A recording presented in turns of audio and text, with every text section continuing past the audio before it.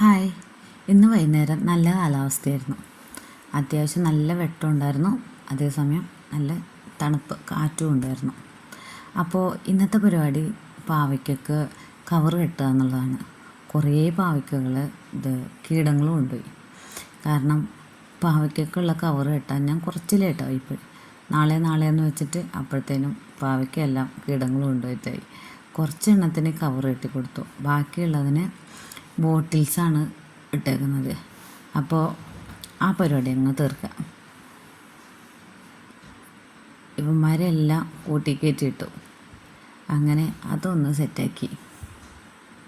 കവറുകൾ കെട്ടിയിടുന്നതിനേക്കാളും ബെസ്റ്റ് എനിക്ക് തോന്നിയിട്ടുള്ളത് ബോട്ടിൽസാണ്. പക്ഷേ ബോട്ടിൽസ് നമ്മുടെ കയ്യിൽ കുറവാണ്.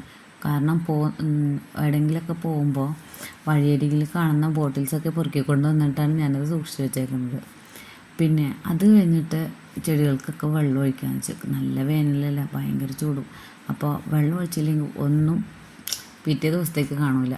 അപ്പോൾ ഇന്ന് ഞാൻ വെള്ളം ഒഴിക്കാൻ നേരം മൊബൈലെടുത്ത് കണ്ടുകൊണ്ട് പെട്ടെന്ന് തന്നെ മക്കൾ എന്നെ സഹായിക്കാൻ വന്നു.